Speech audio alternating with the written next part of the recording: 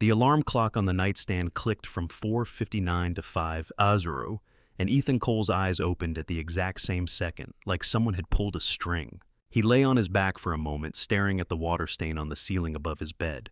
In the dim light, it looked like a rough outline of a broken bridge.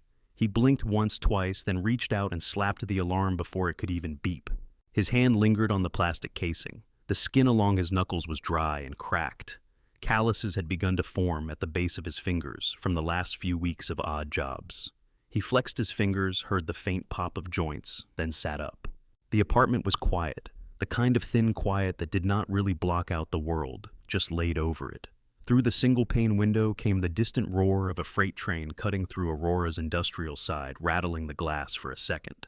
Somewhere downstairs, a neighbor's TV hummed low. Ethan swung his feet to the floor and winced at the cold linoleum. He checked his phone. 5:02. The interview email still sat at the top of his inbox subject line in bold Kelso Dynamics interview confirmation, 10:00 a.m. He read it again, even though he could have recited it from memory. The building address in downtown Chicago, the name of the hiring manager, the phrase senior structural engineer. That phrase stuck in his chest like something he wanted to swallow whole. He stood and went to the tiny kitchenette. The coffee maker sat on the counter, an old machine with a crack along the side. He scooped in the cheapest grounds he could find at the discount store and poured in water from the tap, watching it cloud against the stained plastic reservoir. His hand shook just enough that a few drops splashed onto the counter. He wiped them with the dish towel and pressed the brew button. The machine groaned itself awake. As the smell of coffee crept into the room, he crossed to the narrow bathroom. The mirror above the sink was speckled with old toothpaste and age. Ethan clicked on the light, squinting at his reflection. Dark circles under his eyes. Stubble he had tried to shave last night with a dull razor. Hair that never sat quite right without gel he could not afford anymore. On the hook behind the door hung his one suit jacket, the dark blue one he had bought 8 years ago for his wedding. The shoulders were a little loose now. Grief and cheap food had carved weight off him in uneven places. He pulled it on anyway. The tie lay folded on the counter. Dark gray silk, a faint diagonal pattern frayed just a bit at the tip. It had been his father's. His mother had mailed it to him after the funeral in a box with some photographs and a watch that no longer worked. He looped the tie around his neck, fingers moving automatically. Half Windsor like his dad used to show him in the mirror before school. His hands were larger than he remembered his father's being, rougher too. As he tightened the knot, his phone buzzed on the counter.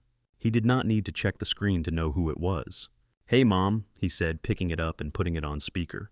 "Are you up?" Carol Cole's voice filled the small bathroom sharp, even through the tinny speaker. "Yeah, I'm up. You cannot be late today. You understand that, right?" Ethan looked at the tie knot straight and centered. "I understand." "I mean it, Ethan. This is a real company, a real position. You show up late, they will move on, and they should. Your father would have been ready a week ago." He leaned against the sink. "I have been getting ready all month." The line went quiet for a second. In the background, he heard the clink of a spoon against a mug, the faint sound of a morning news anchor talking about traffic in some other city. "I just do not want to see you waste this," she said at last. Softer, but not by much. "Mia needs stability. She needs to see her father succeed at something. She idolizes you." "I know," he said. "Do you? 'Cause from here, it looks like you are barely keeping your head above water." He closed his eyes. "I am going to that interview. On time. Prepared. Okay?" Another pause. "Fine. Call me when it is over." The call ended. The bathroom felt smaller. He slipped the phone into his pocket and stepped into the hallway. The coffee maker had finished. He poured the dark liquid into a chipped mug that said "World's Best Dad" in fading letters. Mia had picked it out at a thrift store for Father's Day the year before, paying in crumpled dollar bills and coins from her pink piggy bank. Steam rose, carrying the bitter smell. He took a careful sip, burning the tip of his tongue, then set the mug down and walked to the doorway of the second bedroom. The door was half open. Inside, the nightlight in the corner cast a pale glow over a small bed, a white dresser with one drawer that did not close all the way, and a floor littered with colored blocks and doll shoes. Mia was a small bundle under a unicorn blanket, her dark hair a tangle across the pillow. Her right hand clutched a plush fox so worn the fur had become one smooth patch of fabric. "Mia," Ethan said softly. "Kiddo." She squirmed, then rolled toward him, eyes blinking open. They were big and brown, still hazy with sleep. "What time is it?" she mumbled. "Too early," he said. "But I need to get you ready.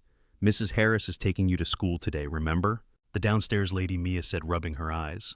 Yeah, she is the downstairs lady. Be nice. She is saving Dad a drive. Mia pushed the blanket down and sat up.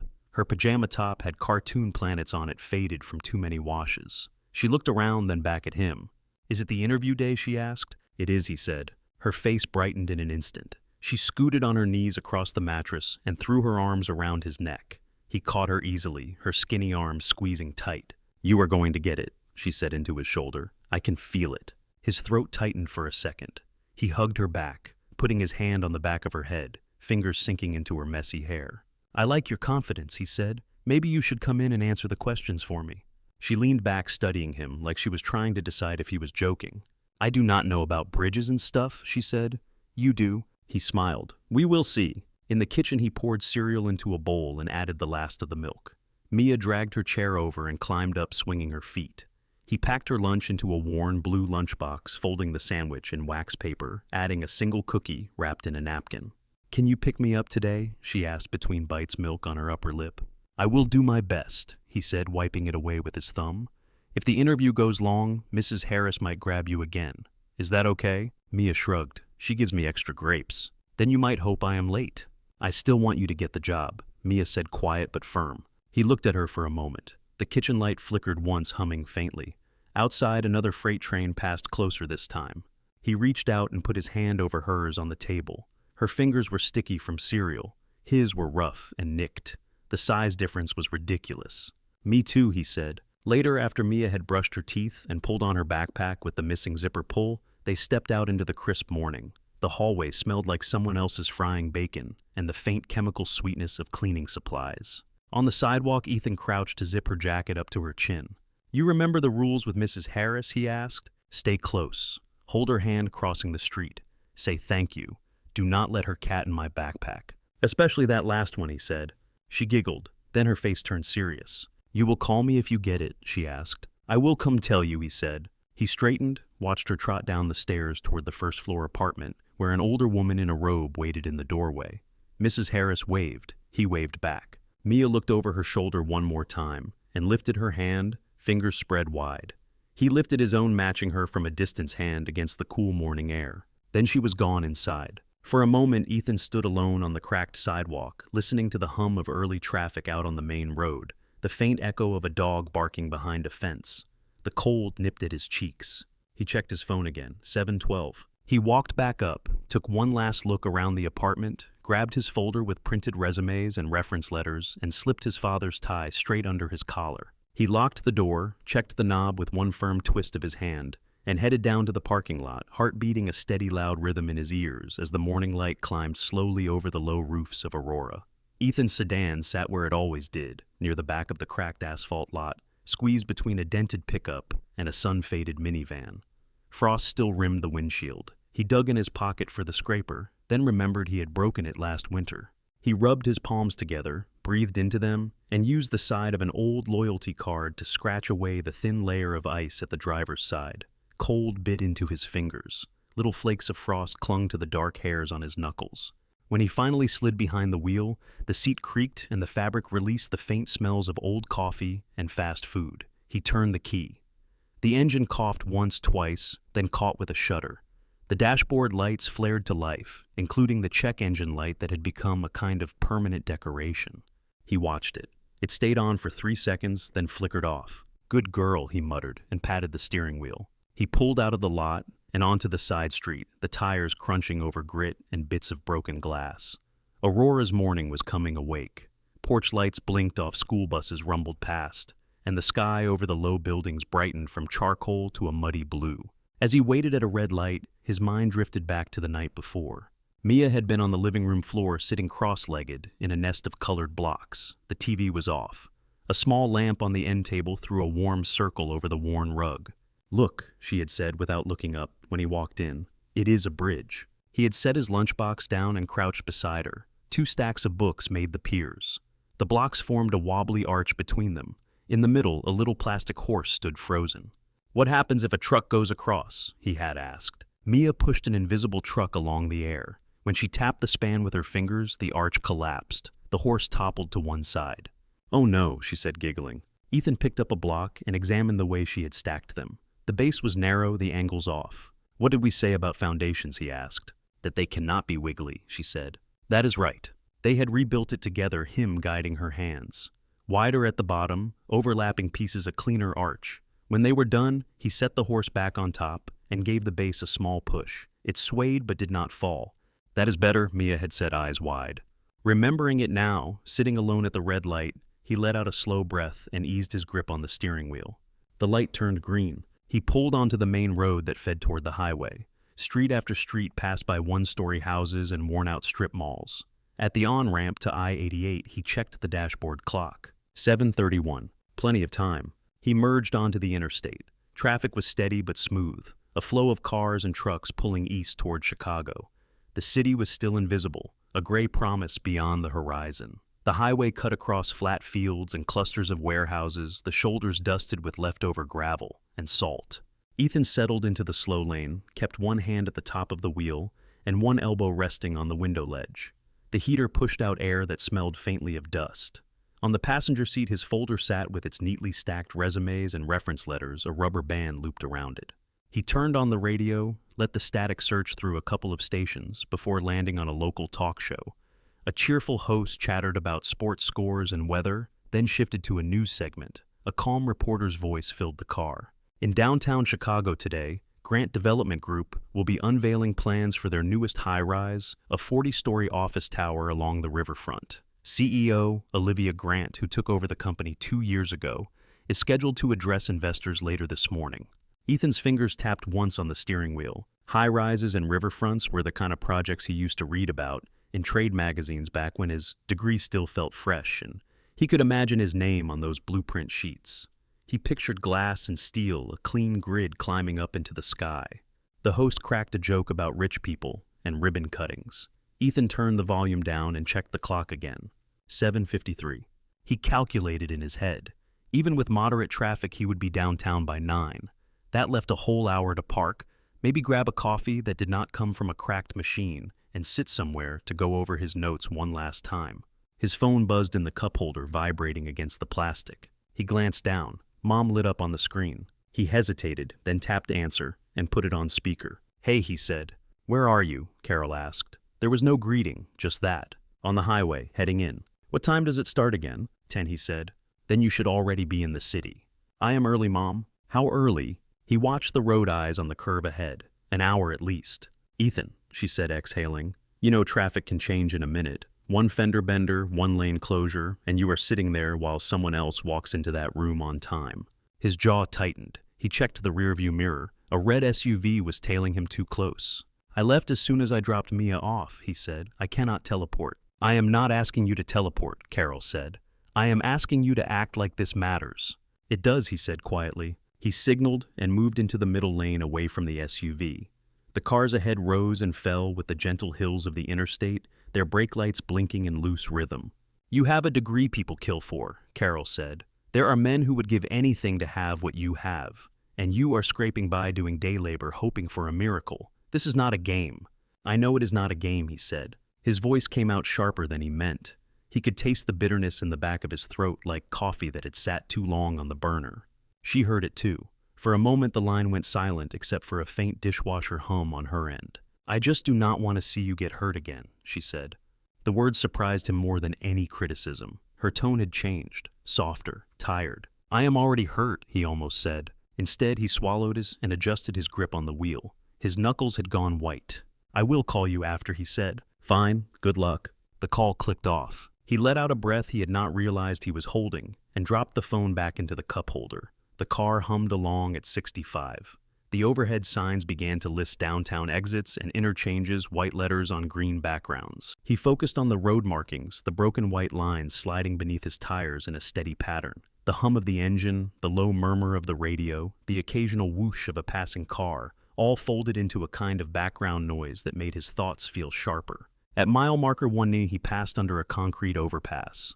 Above it, he glimpsed the guardrail and a line of cars moving in the opposite direction. For an instant, he imagined that overpass as a bridge he might have designed. Load calculations, shear forces, rebar placement. His brain slipped into that familiar mode as easily as breathing.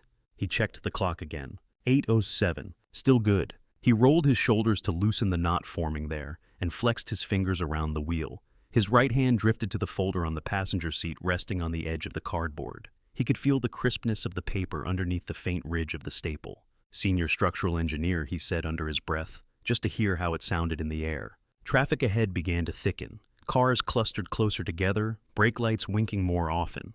A semi moved from the right lane into the center, its trailer shuddering slightly. Ethan eased off the gas. The speedometer needle dipped. He left a little more space between himself and the sedan in front of him, a silver car with a cracked rear bumper. Another mile, more brake lights. The flow of vehicles tightened into a kind of slow pulse. He glanced at the clock. 8:19. He could feel the first small tug of unease low in his chest. He set his jaw, kept his eyes on the red glow of the lights ahead, and nudged the car forward as the highway began to crawl. Banda nói. Tiếp tục phần tiếp theo với logic viết tương tự trước đó. Phần 3, fully SEO optimized article, including FAQs, Vriapointsong đã nói, đã suy nghĩ trong 12 sis. Fan 3. The crawl turned into a shuffle. Cars packed in tight bumper to bumper, their brake lights glowing in a red chain that stretched out over the next rise. The hum of tires on concrete dropped into a uneven growl. A horn blared somewhere behind him, short and useless. Ethan tapped the brake, then let the car roll forward a few feet. Stopped. Rolled. Again. Stopped. He checked the clock. 8:24. He did the math before he could stop himself. 30, maybe 40 minutes to get into the city from here on a normal day. If this cleared soon, he would still be all right. If. He craned his neck, trying to see past the box truck in front of him. Nothing but a forest of vehicles and the bright flash of hazard lights 2 lanes over. No sirens yet. No sign of anyone moving off to the shoulder. The radio host joked about the usual morning backups and read off a traffic map that meant nothing to Ethan in this lane at this moment. He reached forward and shut the radio off. The silence inside the car felt heavier than the noise. He nudged the car forward another few inches. I-29. He could feel his heartbeat in the sides of his neck. A minivan to his left inched up, and a kid in a car seat pressed his face to the window, staring at Ethan with wide eyes. Ethan managed a tight smile. The kid made a goofy face tongue out, then vanished as the minivan crept ahead. Cars from the on-ramp kept trying to merge into the jam, making everything tighter. Ethan glanced at the far right lane. The shoulder was mostly clear. A few vehicles had squeezed over their drivers, standing outside, hands on hips, peering up the line, like they could will the traffic to move. He checked the clock again. 8:36. He imagined the lobby at Kelso, the receptionist checking names off a list. Candidates in pressed suits glancing at each other, flipping through notes. A chair with his name on a printout empty. His fingers drummed on the steering wheel, a quick, uneven staccato. He scanned for an exit sign. Overhead, a green board came into view inch by inch. A white arrow pointed to a ramp less than half a mile ahead, leading toward a cluster of numbers and street names he recognized only vaguely from maps. There was a frontage road that paralleled the interstate for a while, then cut through an industrial district toward the city. He had mapped it the night before a backup plan if he needed one. It added some distance but usually avoided heavy congestion. He watched the arrow slide past his windshield and felt a decision tighten inside his chest. The traffic inched forward again. The lane to his right opened up a foot. He flicked his signal on, slid over as soon as a small gap appeared, earning him a frustrated wave from the driver behind. He lifted his hand in apology, though he doubted the other man saw it. The exit loomed. So did the clock. 8:42. He could stay in this moving parking lot and hope it magically cleared. Or he could take the road he knew, the one he had stared at on his laptop screen while Mia slept in the next room. As the nose of his sedan reached the solid white line that divided the highway from the ramp, he turned the wheel. The car rolled onto the off-ramp and began to descend. Immediately, the sense of being pressed on all sides loosened. The lanes opened. He took the curve slowly, then merged onto a 4-lane surface road, lined with chain-link fences and low warehouses with faded logos. Traffic here was light. A delivery truck, a couple of compact cars, a police cruiser far ahead. The stoplights cycled without holding him long. His shoulders dropped a fraction. He followed the route he had memorized, past a concrete plant with its tall silos and gray powder dust hanging in the air, past an auto parts store with a blinking sign missing 2 letters.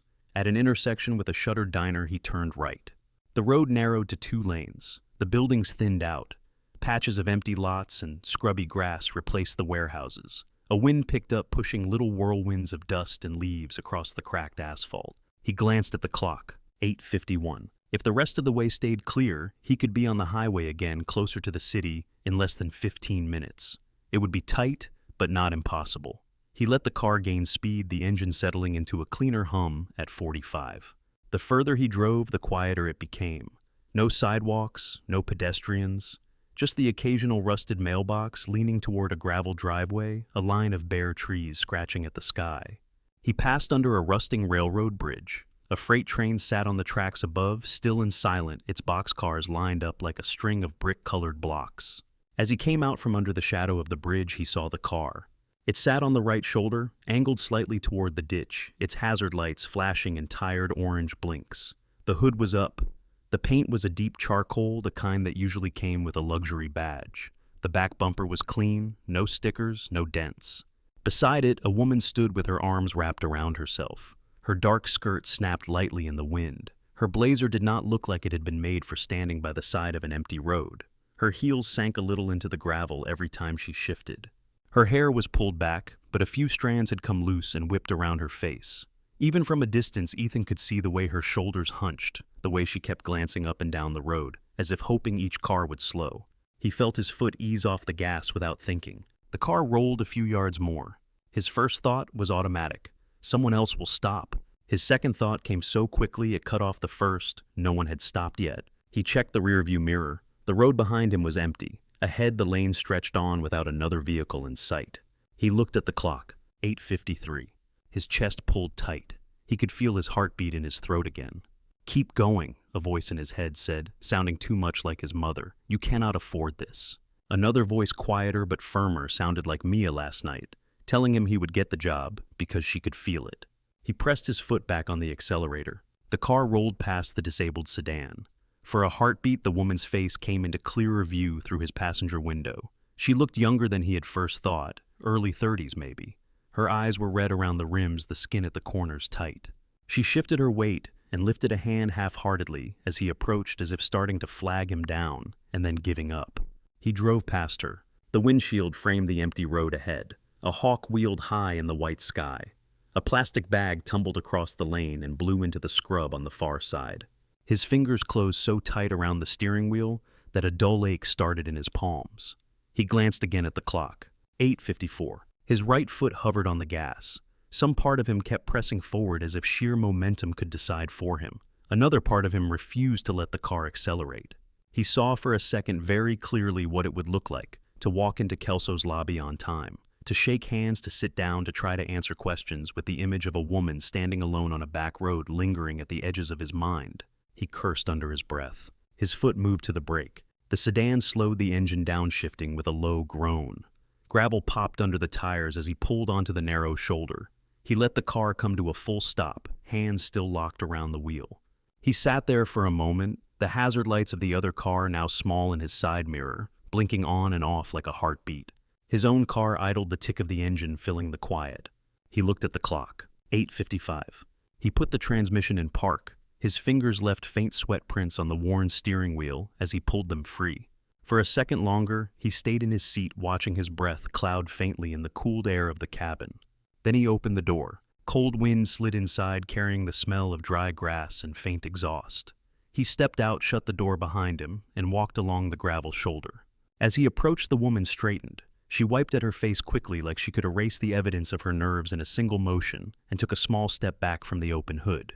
"Hi," Ethan called out, raising one hand to show he was not a threat. His voice sounded louder than he expected in the empty space. "You all right?" Her eyes flicked over him. She took him in the old suit, the slightly crooked tie, the lines at the corners of his mouth. "My car just died," she said. Her voice was controlled, but the edges were raw. It was fine, and then everything on the dashboard lit up, and it just stopped. She held up her phone, the screen black. "And this is dead. I have been here a while. You are the first person who has slowed down." He glanced at the road, then at the car. The engine bay yawned open, a neat rectangle of hoses and metal. "Did you see or hear anything weird before? It quit?" he asked. "Just a chugging noise," she said, then nothing. He moved closer and peered under the hood, staying careful not to brush against her. Heat still rose from the engine, the metallic smell of it mixed with the sharp scent of dust and the faint sweetness of whatever air freshener she used. He rested his palm briefly on the front frame, feeling the warmth soak into his skin. Behind him, the road stayed empty. He could feel the seconds slipping one after another, but for the moment he focused on the maze of wires and metal in front of him, searching for something small enough to fix and fast enough to not wreck his entire morning. Up close, the car looked even more expensive than Ethan had thought. Clean grills, sleek lines, a badge he recognized from commercials he skipped on streaming sites. He leaned over the fender and scanned the engine bay. The plastic covers were smooth and new, the metal free of corrosion. He ran his eyes along the obvious paths first. Battery, cables, connections. There it was. The negative battery cable hung just loose enough to make his stomach sink. It had probably shaken free on the rough stretch of road, cutting power in an instant. Simple, stupid, fixable. He reached in and brushed his fingers against it. The plastic was warm and dusty. He wiggled it slightly. It moved more than it should. He straightened and looked at the woman. "Good news," he said. "It is not your whole engine. Your battery cable is loose." She frowned. "Is that bad?" "It is inconvenient," he said. "But easy. I can tighten it. You will be okay." Relief flashed over her face so fast it almost looked like a trick of the light. Her shoulders dropped. Her fingers, which had been clenched around her phone, loosened a little. "You can fix it?" she asked. "Yeah," he said. "If you have a few minutes." He glanced at his watch. The second hand swept cleanly around the dial. 8:57. His chest tightened. He could feel the fork in his day sharp as a rail spike. Help this stranger and cut his margin down to almost nothing, or get back in his car and hope someone with more time stopped later. He turned back to the engine. "I have some tools in my trunk," he said. He walked quickly to his sedan. The trunk creaked when he opened it, revealing a jumble of old moving blankets, a small jack jumper cables, and a dented red toolbox that had belonged to his father. The metal of the box was cold against his palm as he lifted it out. The handle dug into his fingers.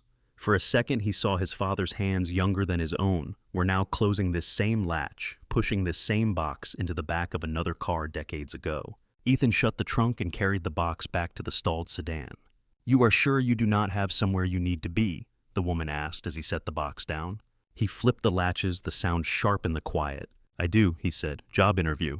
Her eyes flicked to his tie, then back to his face.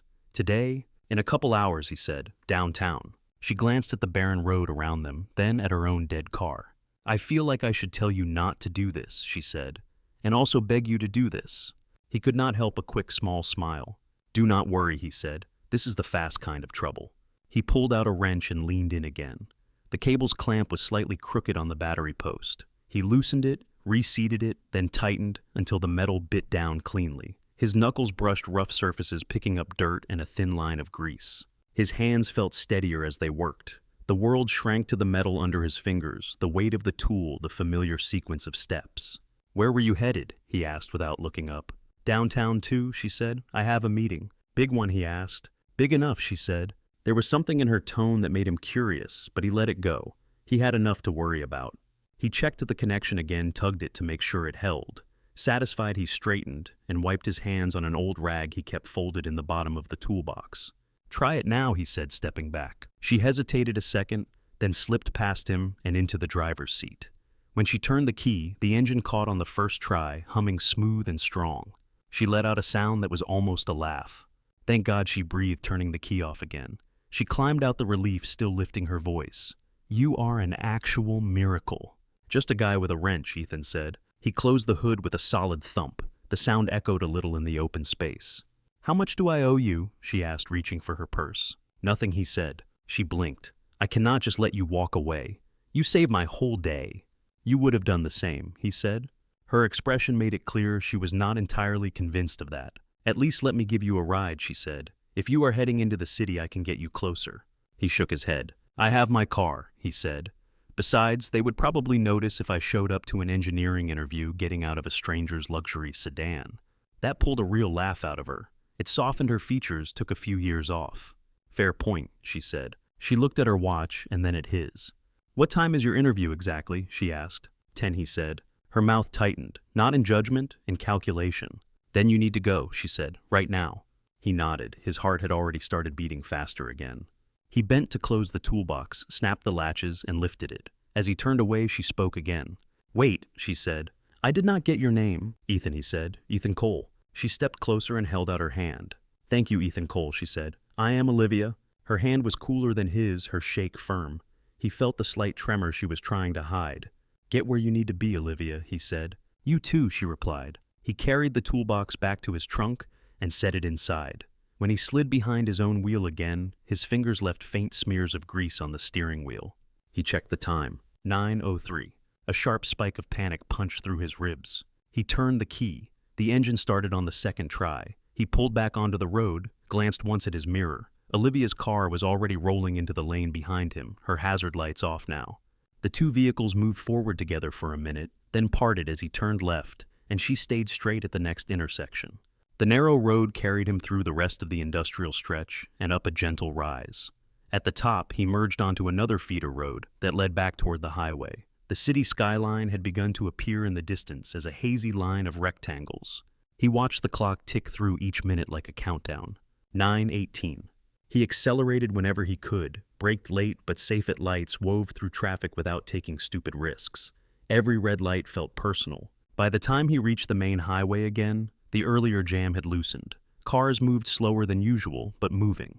He merged in and pushed the speed as far as he dared, the engine growling in protest, but holding. Downtown rose around him, bridges and overpasses, crisscrossing tall buildings catching the light. He followed the directions he had memorized to the Kelso building, turned into a garage, and spiraled up through dim levels that smelled of oil and damp concrete. He found a spot on level 4, jammed the car into park, and shut off the engine. His hands shook as he grabbed the folder from the passenger seat. He checked the time, 10:21. He could feel his heart up in his throat. He stepped out, locked the car with a hurried twist of the key, and jogged toward the stairwell. His dress shoes slapped hard against the concrete. Each breath burned cold in his chest.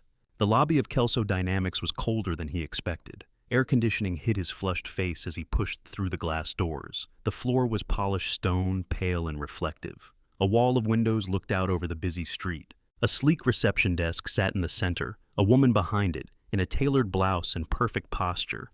A few people in suits sat in chairs along the wall, flipping through their phones or glancing at the flat screen displaying project photos. Ethan tried to smooth his tie as he approached the desk. "Good morning," the receptionist said, looking up. Her smile was polite, practiced. "Can I help you?" He swallowed. "Ethan Cole," he said. His voice came out slightly hoarse. "I have an interview scheduled for 10. Her fingers tapped on the keyboard. The light from the monitor gave her face a cool glow. "What was the position, Mr. Cole?" she asked. "Senior structural engineer," he said. She clicked twice, then paused. Her eyes traced something on the screen. She checked the small clock at the corner of her monitor. Then she looked back at him. "I am sorry," she said. "Your interview was at 10 o'clock. He forced a quick, thin smile. "I know. Traffic was a mess, and I had a small delay on the way. I got here as fast as I could." She kept her tone neutral. "Mr. Harrison's policy is that candidates must arrive on time," she said. "If they are late, he does not see them." "I am only 20 minutes late," Ethan said. He heard the pleading creep into his voice and tried to tamp it down. "I am here. I am ready. If he has even 5 minutes, I can show him I did not take this lightly." She looked past him for a second toward the bank of elevators, then back at her screen. "I understand, Mr. Cole," she said, "but the schedule has already moved on. I do not have any openings to reschedule today." "Another day," he said. "Any day. I can come whenever works for him." Her eyes met his. There was a hint of sympathy there, buried under layers of procedure. "I do not have authorization to offer another appointment," she said quietly. "I am sorry." The cool air of the lobby prickled against the back of his neck. For a moment, the sounds around him became distant. The murmur of another conversation, the soft ding of an elevator, the scrape of a chair. He nodded slowly. "Right," he said. He stepped back from the desk. One of the men in suits sitting along the wall glanced up at him, then away. Ethan shifted his folder from one hand to the other. The paper edges bit into his palm. Outside, the street noise washed over him when he stepped through the doors. Horns, voices, a bus braking at the corner. He stood on the sidewalk feeling like he had just walked out of a different kind of building entirely. He turned left and walked without thinking just far enough to reach the edge of the block, then stopped beside a metal trash can. His reflection in the nearby window looked like it belonged to someone else. The tie, the cheap suit, the tired eyes. His phone buzzed. He did not look at the screen. He knew who it was. He answered. "Well," his mother asked. He watched a pigeon hop near the curb, pecking at a stale piece of bread. "I did not get it," he said. There was a silence on the line, not empty exactly, heavy. "What happened?" she asked. "I was late," he said. The words tasted like rust. "Late," she repeated. "Ethan?" Her voice flattened around his name. "There was an accident," she asked. "Something serious." He thought of the empty road, the quiet. Olivia's eyes when she thought no one would stop. The feel of the wrench in his hand. "I stopped to help someone," he said. He heard her inhale. "You stopped," she said. "On the way to the most important meeting you have had in years, you decided to play roadside assistance." He closed his eyes. "She was alone," he said. "Her car died. No phone. No one else had stopped." "That is terrible," Carol said. "For her." She paused. "But what about you? What about Mia? Do you understand what you keep doing to yourself? You keep choosing to lose." He leaned his shoulder against the cool stone of the building, the phone warm against his ear. "I know what this means," he said quietly. "Do you?" she asked. "Because I do not think you do. You cannot keep living like this. You cannot keep missing every step and then acting surprised that you are still in the same place." His jaw clenched, his free hand curled into a fist at his side. "I have to go, Mom," he said. "Do not you hang up on me, Ethan. We are not done here." He ended the call. The sudden absence of her voice rang louder than the street. He slid the phone into his pocket and stared at his own reflection in the glass again. The tie had slipped a little off-center. He straightened it by habit, even though there was no point now.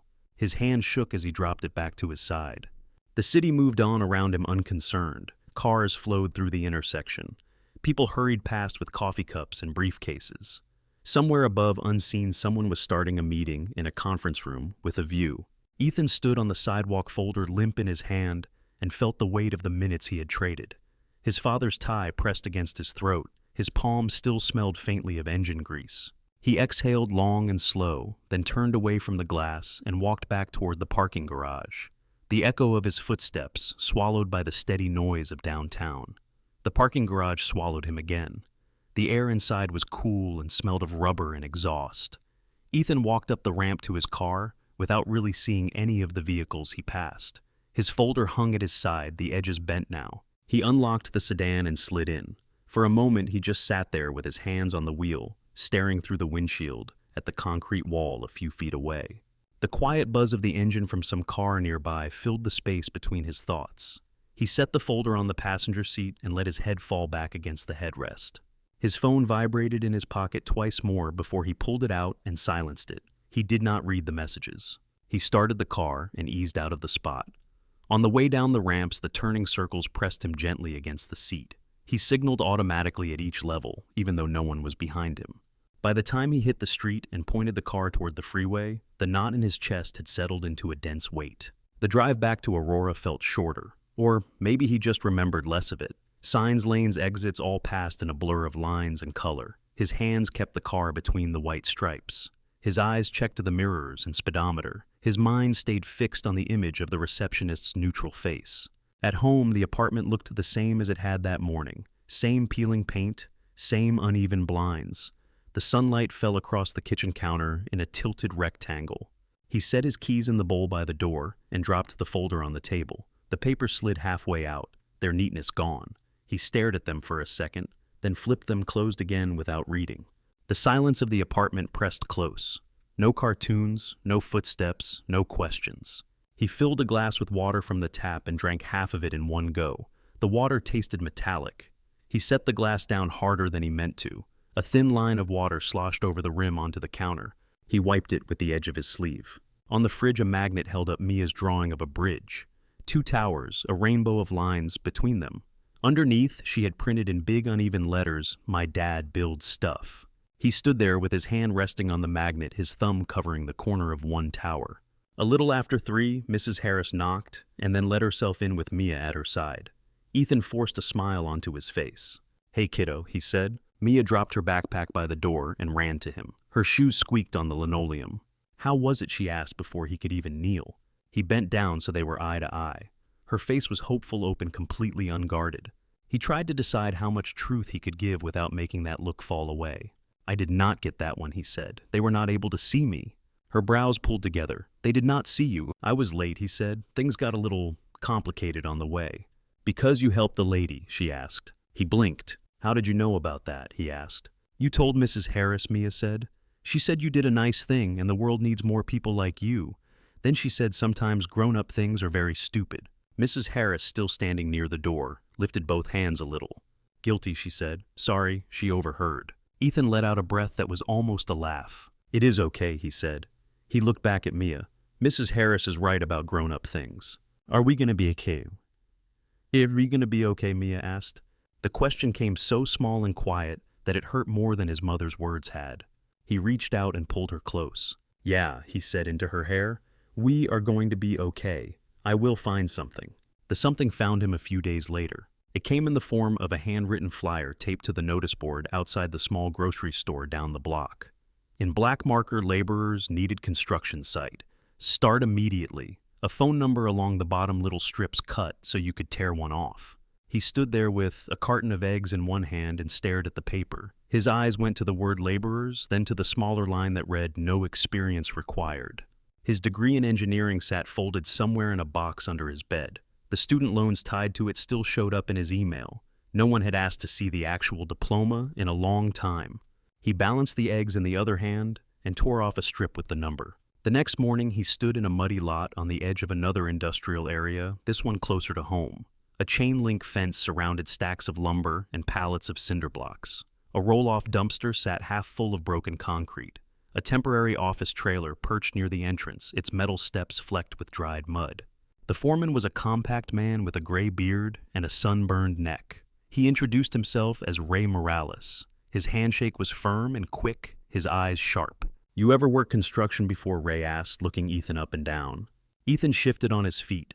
He wore his sturdiest boots and his least worn jeans, along with a flannel shirt he had not put on since the last time he tried to fix a neighbor's porch for cash. Not like this, he said. I have been on sites as an engineer. Ray snorted. Everyone is an engineer out here until they touch a shovel, he said. You quit on me after a day, I will find someone who does not. I will not quit, Ethan said. Ray watched him for a second, then jerked his head toward a pile of safety gear.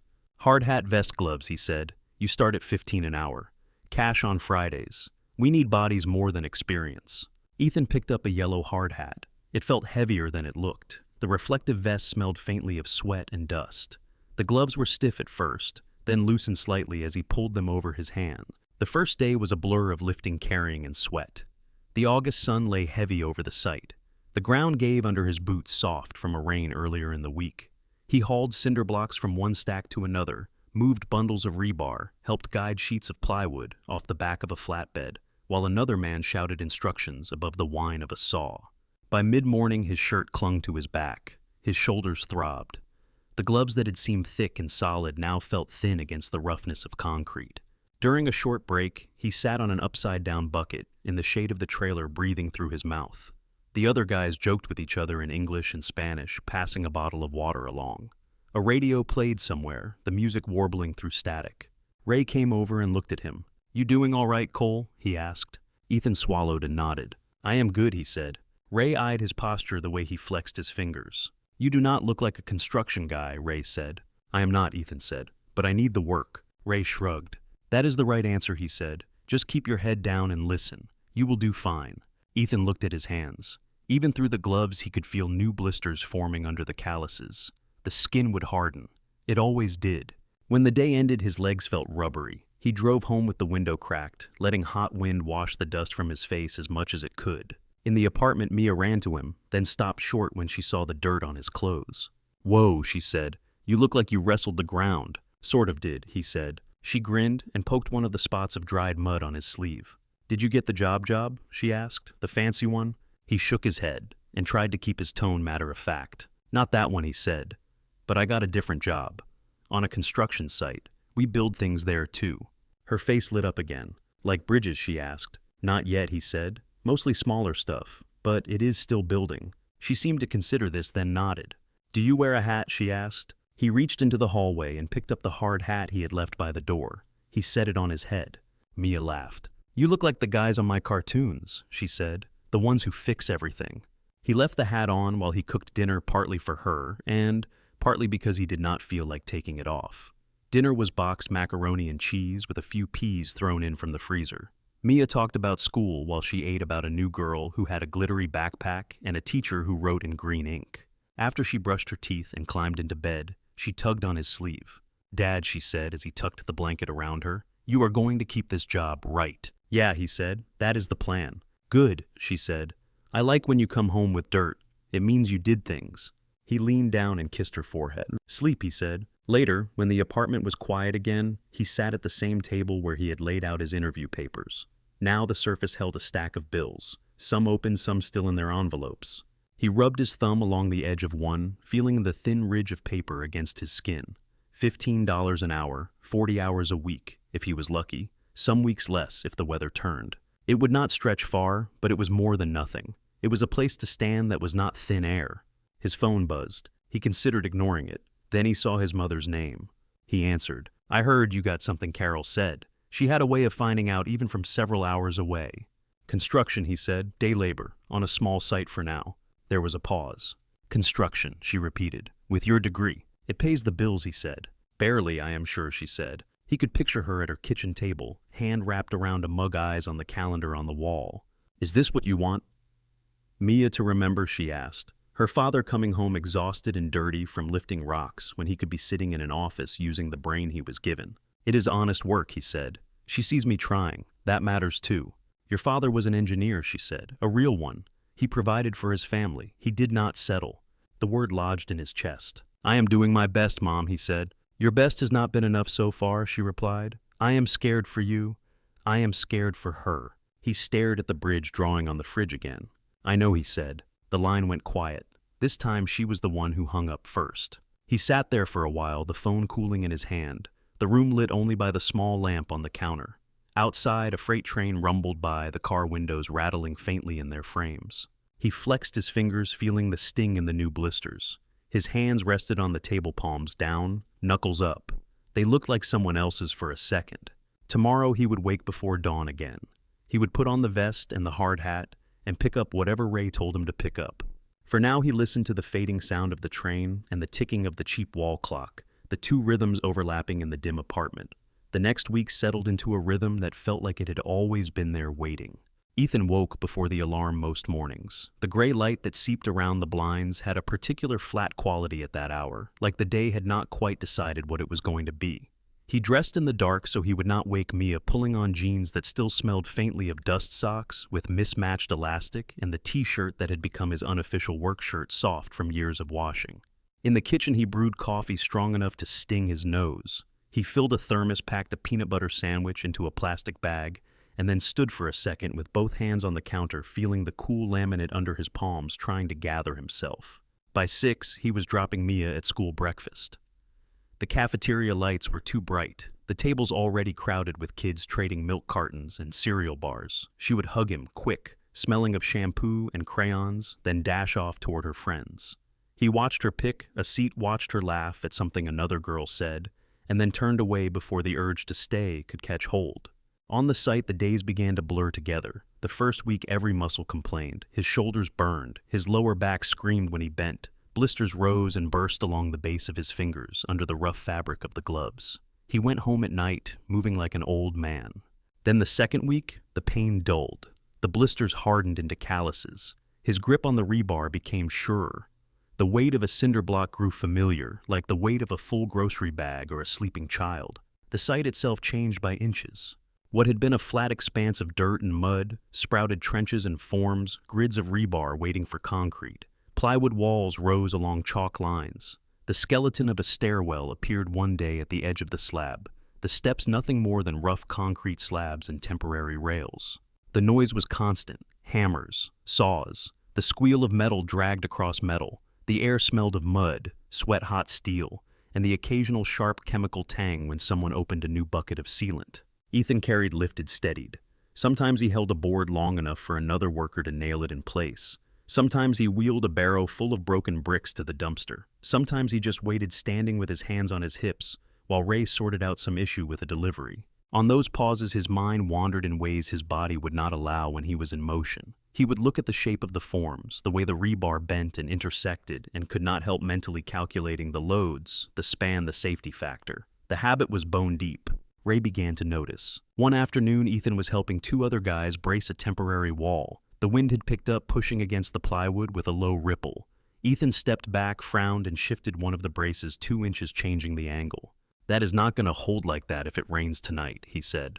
One of the guys, a big man named Luis, shrugged. "It has held so far," Luis said. "For now," Ethan said. "But if it gets saturated and the gusts hit from the west, the top will want to kick out." Ray, walking by with a clipboard, stopped. "You a weatherman now, Cole?" he asked. Ethan pointed to the brace where it met the ground. "If you anchor it here instead," he said, "the load goes straighter down, not sideways. Less chance of failure." Luis gave him a look, but adjusted the brace. Ray watched the change, then nodded. "You said you were on sites as an engineer," Ray said. "I was," Ethan replied. "You still think like one," Ray said. There was no accusation in it. It sounded almost like approval. At lunch breaks, Ethan sat on stacks of lumber or overturned buckets with the others. They shared bottles of water, stories about bad bosses and old jobs, jokes that bounced between English and Spanish. The sun baked the gravel around them. Sweat dried on the backs of their necks in white lines. The work left him exhausted, but the exhaustion was simple. His body hurt because he had used it. The ache did not have the sharp, helpless edge that waiting for an email once had. Evenings with Mia became more precious because there was less of him left to offer. He picked her up from the after-school program when he could, or from Mrs. Harris when he worked late. She would barrel into him little sneakers, squeaking, her backpack bouncing. He would bend down and let her weight hit him full, bracing his legs like he was catching something fragile and heavy at the same time. At home, they fell into their own routines. She did homework at the kitchen table, while he rinsed out his lunch containers and shook the dust from his clothes outside the door. The water in the bathtub turned gray when he washed. The mirror fogged with steam, and sometimes he stood there a few extra minutes, letting the hot water hit his shoulders, feeling it work into the tight muscles. One night, as he sat at the table with a stack of worksheets he did not have to help with, Mia looked up from her spelling words. "Grandma called today," she said. He looked up. "On whose phone?" he asked. "Mrs. Harris," Mia said. "She said Grandma wanted to say hi. Is that okay?" "Of course," he said. "What did you talk about?" Mia traced the eraser end of her pencil along the lines on the paper. "She asked if you still do smart people work," Mia said. Ethan felt something in his chest bend, not break, just shift. "What did you say?" he asked. "I said you build stuff," Mia replied simply. Then she asked if you still do math and science.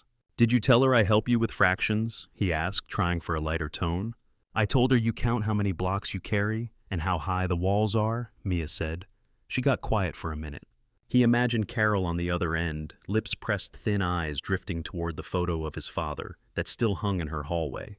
"Then she said you used to wear a tie," Mia added, "and now you wear a hat." Mia glanced up at him, as if checking to see if she had said something wrong. Ethan forced a small smile. "I still own the tie," he said. "I like the hat better," Mia replied. "The tie chokes your neck." She mimed tugging at an imaginary knot face scrunched. It pulled a laugh out of him that surprised them both. "You are not wrong," he said. Later, when she was asleep, he sat on the edge of her bed for a moment, watching her breathe. The streetlight outside threw a soft square of light across one corner of the room. On the floor near her dresser, the blocks from the bridge game lay in a tidy pile. She had sorted them by color. He picked one up, rolled it between his fingers, then set it back and went to the kitchen. His phone chimed with a text from his mother. "I did not mean to upset her," the message read. "I just worry." He stared at the screen. His thumb hovered over the keypad.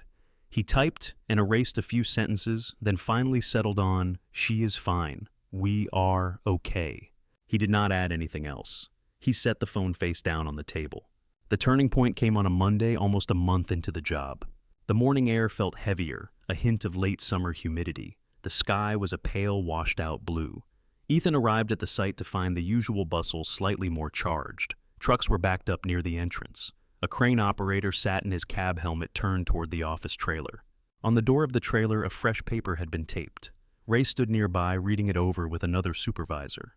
When Ethan approached, vest already on, gloves tucked into his waistband, Ray waved him over. "Morning, Cole," he said. "Good timing. Got some news." "Good or bad?" Ethan asked. Ray shrugged. "Depends on how you feel about long drives and fancy buildings," he said. He tapped the paper with 2 fingers. "Company landed a bigger contract," Ray continued. "Downtown, high-rise corporate offices, lot of money in it. They want a crew they can trust, so some of us are moving over there. You are on the list." Ethan blinked. "Downtown Chicago?" he asked. "Near the river," Ray said. "Place with glass everywhere. Belongs to some development group with too much cash and not enough patience. We start there next Monday. New site, new safety rules, same pay. You want in?" Ethan looked past Ray at the half-built structure behind them. The small building felt almost modest by comparison to what he was picturing now. He imagined cranes taller than anything here. Steel skeletons reaching up into the sky, planes drawn by people who had sat where he once hoped to sit. "Yeah," he said. "I am in." Ray nodded like he had expected that answer. "Good," he said. You work hard, you listen, and you do not freak out when someone in a suit walks by, you will be fine. Those projects are where reputations get made. The week that followed moved quickly. The crew rushed to get the current site to a point where another team could take over. They poured slabs, finished framing, and cleaned up debris. Ethan found himself working overtime hours whenever the light held. At night, he studied the bus routes and driving times into the city, figuring out the least painful way to get from Aurora to the downtown site without making Mia's mornings worse. The extra commute time would mean earlier alarms and tighter evenings, but the work would last longer than the small project he was on now. On Sunday night, he laid out his clothes in the chair by the bed, slightly cleaner jeans, his best work boots, a shirt without holes. He set his hard hat and vest by the door, along with his lunch cooler thermos and a folded set of bus schedules. Mia watched him from the couch, her feet tucked under her. "What is different?" she asked. "Sishist. New place tomorrow," he said. "Bigger building, in the city." "Are there bridges?" she asked. "Lots of them," he said. "You can see some from the site." Her eyes widened. "Can I see one too?" she asked. "When it is safe," he said. "Maybe one weekend we will ride the train in and walk around." She seemed satisfied with that and turned back to her cartoon, but he could feel her watching him from the corner of her eye as he checked and rechecked his alarm. The next morning, the sky above Aurora was still dark when he left. The air had a cool dampness to it that hinted at fog. Streetlights pooled painless circles onto the sidewalks. He drove east, the horizon slowly lightening. As he neared the city, the familiar outline of Chicago rose ahead, a cluster of dark shapes, gradually edged in gold by the climbing sun. The new site was hard to miss. 2 cranes towered above a hollow rectangle of steel and concrete. Temporary fencing wrapped the perimeter, draped with banners that read Grant Development Group and promised future luxury office space. Security guards in dark jackets stood at the gate checking badges and clipboards. Ethan pulled into a gravel lot set aside for workers. His boots crunched as he stepped out. The air buzzed with a different energy than the smaller site. More people, more machines, more noise. The smell of diesel mixed with river air and city grit. Ray waved him over from near the entrance, hard hat already on. "Welcome to the big leagues, Cole," he said. "Try not to get lost." They checked in with a site supervisor, signed extra safety forms, and listened to a briefing that mentioned investors' schedules and fines in the same breath. Ethan clipped a visitor badge to his vest and followed Ray through the gate. Inside the building rose around them a skeleton of concrete columns and steel beams. Workers moved along temporary stairs and scaffolding, their voices echoing against the hard surfaces. Sparks flared from a welder on the second floor, a bright shower against the gray. Ethan tipped his head back to take in the height. The floors above seemed to stack up toward a pale square of sky. On one side, through a gap where glass would eventually go, he could see a slice of the river, and beyond it a bridge carrying morning traffic, its steel trusses catching the light. For a moment, as Ray rattled off instructions about where to stage materials and which foreman to report to, Ethan's mind slipped into that old configuration. He looked at the beams, the connections, the temporary bracing, and saw more than metal. He saw load paths, stress points, the elegant math that held it all up. He flexed his hands inside his gloves, feeling the rough fabric catch on his skin. The calluses there belonged to the laborer he had become. The thoughts in his head still belonged to the engineer he once was. Then Ray clapped him on the shoulder. "Come on," Ray said. "Drywall does not carry itself." Ethan nodded and followed the echo of his boots, joining the larger rhythm of the site as the morning picked up speed. By mid-morning, the site had settled into its own kind of controlled chaos. Ethan worked on the 3rd floor, helping Luis and another guy named Mark unload sheets of drywall from a freight elevator. The walls were still open, metal studs exposed. The wind slipped through the gaps and brought with it the smell of the river and something faintly metallic from the nearby bridge. "Careful with that edge," Luis said as they eased another sheet out of the elevator. "You scratch it. I am not taking the blame." Ethan adjusted his grip fingers, biting into the rough gypsum board through his gloves. The weight pulled at his shoulders. They shuffled forward, boots crunching over screws and dust, then leaned the sheet gently against the framing. He straightened and rolled his shoulders once. The hard hat sat warm on his head. Sweat gathered at the back of his neck. Below, somewhere near the entrance, a cluster of engines idled a slightly different pitch than the usual deliveries. Ethan heard it without really registering it at first. Then voices joined in, more clipped and layered than the calls of the crew. Ray's voice crackled over a nearby radio. "All crew heads up," he said. "Executive tour in 10. Keep it clean, keep it safe, do not be idiots." Louise groaned. "Here come the suits," he muttered. Mark spat a small piece of drywall dust out of his mouth and wiped his face with his sleeve. You think they even know what this stuff weighs? Mark asked, nodding at the stack of boards. Luis grinned. They know what the invoice weighs, he said. Ethan picked up another sheet with Luis. The elevator doors closed behind them with a clank and hummed as it descended again. He had been on sites when executives walked through before.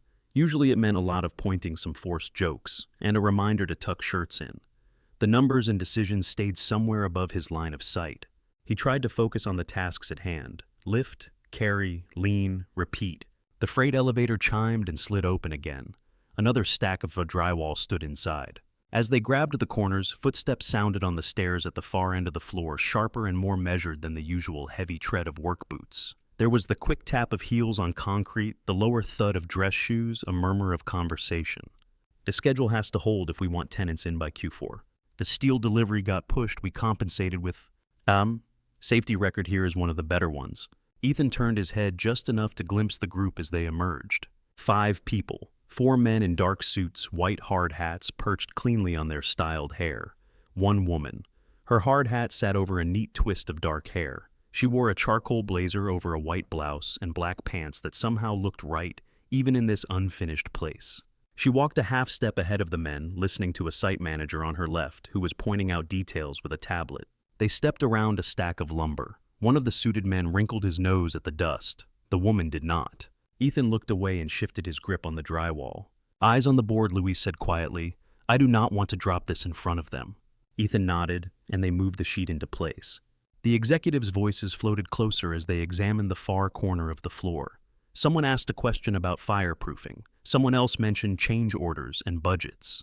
Ethan grabbed another sheet. Last one Mark called from inside the elevator. They took it and backed out. As they turned, Ethan felt a prickle between his shoulder blades. The sense of being watched crawled up his spine. He set the drywall against the stud wall and finally looked up. The group had shifted. The site manager was still talking, but the woman in the charcoal blazer was not looking at him anymore. She was looking at Ethan. Her gaze was direct focused, like she was studying a blueprint. For a second, he did not place her. Her hair was different, pulled back tighter, and the setting was so far from the empty road that his brain resisted the connection. Then his memory caught up. The blue flicker of hazard lights, the open hood, her hands clenched around a dead phone. His mouth went dry. She took 3 steps toward him, almost without seeming to decide to. One of the suited men paused mid-sentence. Another reached out as if to catch her elbow, then thought better of it. Excuse me, she said to the site manager. I need a moment. He blinked, then nodded quickly. Of course, Ms. Grant, he said. The title slid past Ethan's ears without landing. She walked straight up to him, stopping a couple of feet away.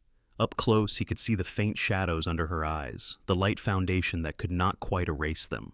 There was a small crease between her brows that had not been there on the roadside. You are the man who stopped, she said. He wiped his hands on his gloves without thinking. Yeah, he said. Your car on that back road couple weeks ago. Her lips tightened, then softened. My car did not just stop, she said. It died. Completely. You brought it back. Luis and Mark exchanged a look and quietly busied themselves, stacking the last drywall, giving them the illusion of privacy. Ethan adjusted his hard hat. I tightened a cable, he said. The car did the rest. She huffed out a small breath that might have been a laugh if it had a little more air behind it. I never got your name, she said. Ethan, he said. Ethan Cole. Olivia Grant, she replied.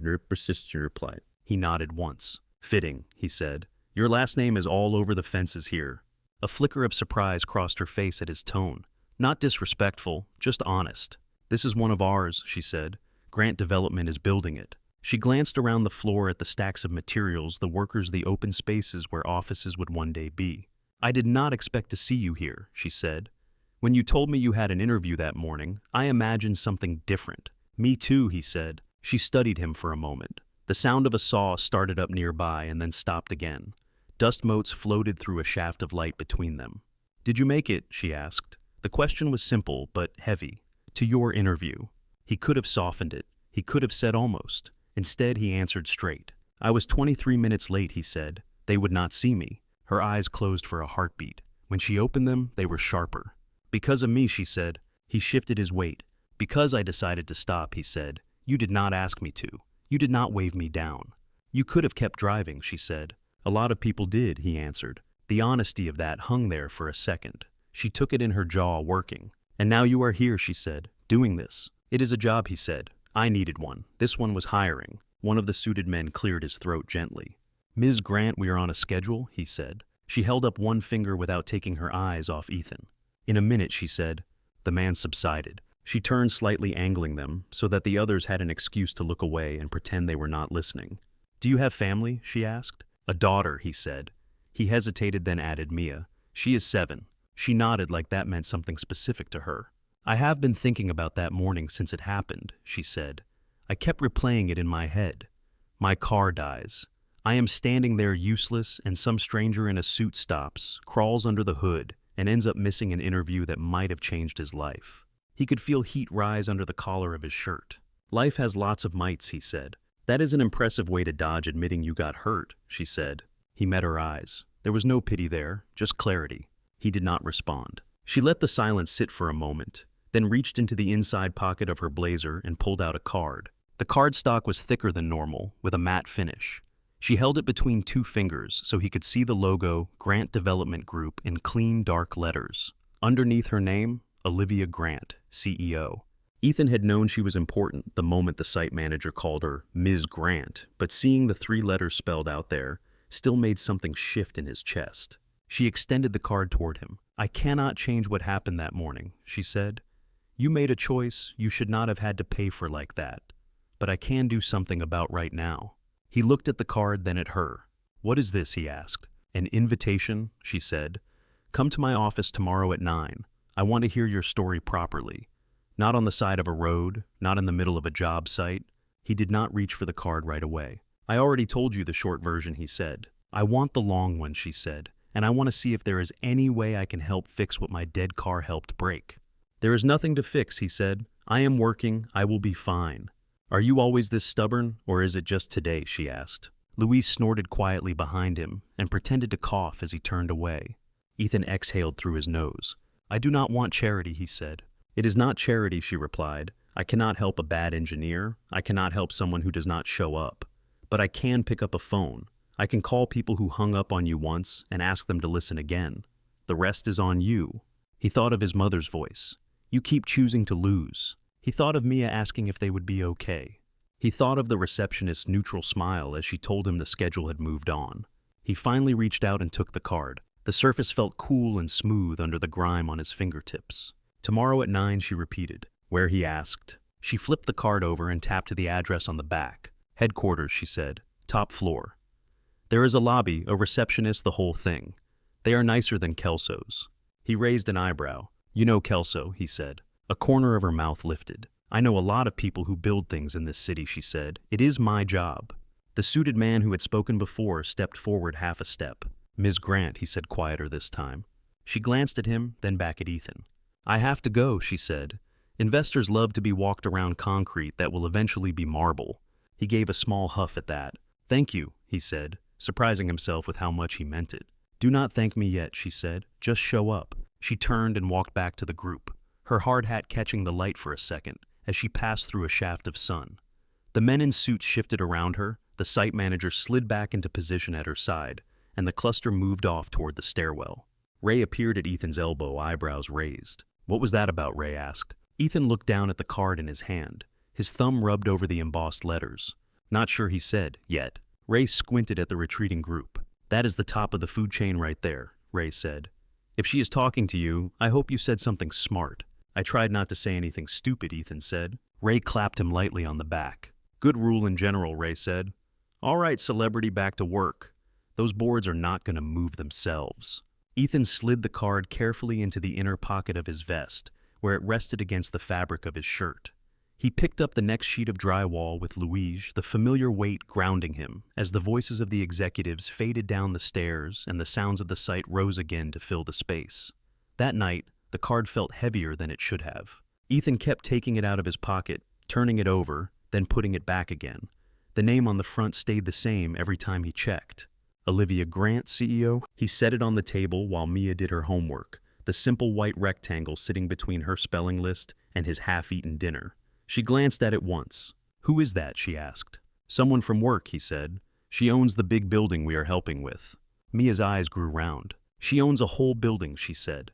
Something like that, he answered. He did not say anything about the meeting. He did not want to explain it until he understood it himself. After Mia went to bed, he washed the dishes slowly, hands moving on autopilot. The cheap sponge squeaked against the plates. The faucet dripped once, twice into the empty sink. The card sat on the counter beside his phone. 9 o'clock, her office, top floor. He imagined the inside of a developer's headquarters. Glass and chrome and art that looked expensive. People who could tell a whole crew to move from one site to another with a phone call. He dried his hands and picked up the card again. The address on the back was in a part of the city he knew only from maps and the occasional drive-by. His thumb traced the logo once more before he finally set it on the small pile of things he would need in the morning. Keys, wallet, bus schedule, hard hat just in case he went to the site afterward. Sleep did not come easily. He lay in the dark listening to the hum of the refrigerator and the occasional car passing on the street outside. Each time he closed his eyes, he saw some version of the day ahead. Olivia sitting behind a huge desk, telling him she had made a mistake. Olivia saying she was sorry that there was nothing anyone could do. Olivia offering something he was afraid to take. When his alarm finally went off, he felt like he had not slept at all. Mia was extra sleepy too. She burrowed deeper under her blanket when he tried to wake her. 5 more minutes, she mumbled. I would, but the bus will not wait, he said. He got her to school, hugged her a little longer than usual, then drove toward the city in his one decent button-down shirt and the same suit jacket he had worn to Kelso. The tie stayed folded in the glove compartment. He did not feel like wrapping it around his neck again. Grant Development Group's headquarters rose from a block lined with trees and clean sidewalks. The building was 15 stories of glass and light gray stone, its lobby visible from the street. People in sharp clothes swiped badges at turnstiles, while a barista behind a coffee counter pulled espresso shots. Ethan parked in a visitor garage around the corner and walked his footsteps sounding too loud on the polished floor when he entered the lobby. The air smelled like fresh coffee and some kind of subtle citrus cleaner. At the reception desk, a young man in a tailored shirt smiled at him. Good morning, the receptionist said. Welcome to Grant Development. Do you have an appointment? Yes, Ethan said. With Olivia Grant, 9 o'clock. Name is Ethan Cole. The receptionist checked a screen, then nodded. She is expecting you, he said. 15th floor. Take the elevators on the left. Ethan pressed the call button. When the doors opened, he stepped into a small metal room lined with mirrors and brushed steel. The elevator rose with a smooth, almost soundless motion. The numbers above the door climbed steadily. His ears popped slightly around floor 10. He flexed his fingers, then forced them to be still. The doors opened onto a hushed hallway. Light wood floors, white walls, large windows at the far end showing a slice of the skyline and the river. A woman in a neat dress and a badge around her neck approached. Mr. Crickle, she asked. Yes, he said. Right this way, she said. She led him down the hallway to a corner office. The door was open. Inside, Olivia stood near a floor-to-ceiling window, her back to the door looking out over the city. The view was startling. From this angle, he could see the river threading through the building's bridges, spanning it in clean lines. The skeleton of the high-rise he was working on rose somewhere beyond cranes like thin arms against the sky. Olivia turned when they stepped in. Thank you, Claire, she said to the assistant. That will be all. Claire nodded and closed the door behind Ethan. Olivia had traded the blazer for a softer jacket, but she still looked like someone who made decisions for a living. There was a stack of folders on her desk, a laptop open, 2 empty coffee cups pushed to one side. Ethan, she said, I am glad you came. I figured if I ignored a CEO's invitation, someone would revoke my hard hat, he said. The corner of her mouth lifted. Sit, she said, gesturing to one of the chairs in front of her desk. He sat the chair firmer than it looked. She did not go behind her desk. Instead, she took the other chair so there was no barrier between them. For a moment, they sat in a quiet that was not awkward exactly, but full. I wanted to talk without concrete dust in the air, she said, and without 3 men in suits pretending not to eavesdrop. Fair, he said. She leaned forward slightly, forearms resting on her knees. Tell me about you, she said. All of it. Not just the part where my car broke down and ruined your morning. He hesitated. There was always a point where telling the truth started to feel like admitting weakness. He studied her face. There was no sign she was asking out of curiosity alone, or for sport. She looked like someone trying to assemble a puzzle. He took a breath.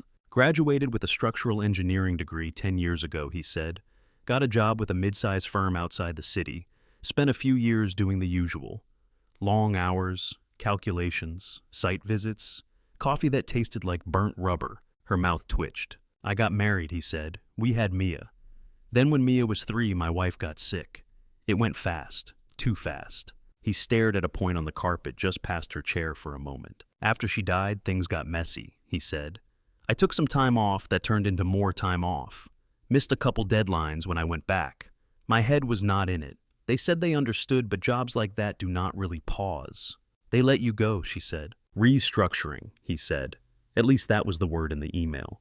I started sending out resumes, took whatever small contract work I could find. Then the savings ran out. The contract work slowed. The rejections piled up. He rubbed his thumb along a callus on his palm. My mother thinks I wasted everything my father gave me, he said. He was an engineer too, the old kind. Slide rules and graph paper. He built bridges, real ones. He was good at it. He also died a few years ago, which makes him hard to argue with. Olivia watched him quietly. Outside the window, a barge moved slowly along the river, so small from this height it looked like a toy. And in the middle of all that, you ended up on my road, she said. In the middle of that, I ended up doing day labor and odd jobs, he said. Trying to keep rent paid and food in the kitchen while applying to places that did not call me back. He gave a small shrug. When I got the email from Kelso, it felt like a door cracking open, he said. A real position, salary, benefits, the kind of thing my mother stopped sending me articles about when I have it. You prepared, she said. I studied for weeks, he said. I mapped 3 routes into the city. I ironed a shirt I did not even know I could iron anymore. She nodded once. And then my car died, she said. And then your car died, he said. On the one road I took to avoid the traffic I was afraid of. He wiped his hands on his pants even though they were clean. You know the rest, he said. I stopped. I tightened a cable. I watched the minutes slide past. I got there 23 minutes late. They did not see me. Her jaw tightened again when he said it. She looked out the window for a second, then back at him. Do you regret stopping? She asked. He sat with the question. It was one he had asked himself more than once in the days after. Some days I regret the outcome, he said. I do not regret not leaving you there. I do not want to be the person who drives by someone clearly needing help and decides their own agenda is more important, even if that agenda is rent. A small silence followed. That is what I thought, she said softly. She stood, finally moving behind her desk. She opened a drawer, pulled out a folder, and placed it between them. I called Kelso after I saw you on site, she said. I know Robert Harrison. We have crossed paths at conferences. I have bought steel from people he plays golf with, the usual. She tapped the folder. I asked him about you, she said. He remembered your name, a little, mostly as the guy who missed his slot. Ethan felt his neck grow warm. I told him what happened, she went on. Not to guilt him, just to give context. Then I asked if the position you applied for had been filled. And he asked before he could stop himself. It has not, she said. Apparently they are picky, which is ironic under the circumstances. She opened the folder. Inside he saw a printout of an email. She slid it toward him. I convinced him to offer you another interview, she said. Same position, same salary, no special treatment. He looked down at the page. His own name stared back at him in the subject line. Invitation to interview, senior structural engineer, date and time. His heart banged hard against his ribs. Why, he asked. Because you should not be punished forever for doing something decent, she said. Because this city needs engineers who stop when someone is in trouble instead of pretending not to see. Because I could. I do not want a job because you pulled strings, he said. You are not getting one because I did, she said. You are getting a chance to sit in a room and prove you deserve it. If you bomb the interview, that is between you and your preparation. All I did was reopen a door that slammed on you for complicated reasons. He stared at the email. When he asked, Friday, she said, 2 days from now, 10 in the morning. That was enough time to prepare and not enough time to hide. He swallowed. You really think they will look at me without deciding I am the guy who cannot manage a clock? He asked. I think Harrison respects people I vouch for, she said. He will not hire you as a favor to me. He will at least listen. He nodded once, still absorbing.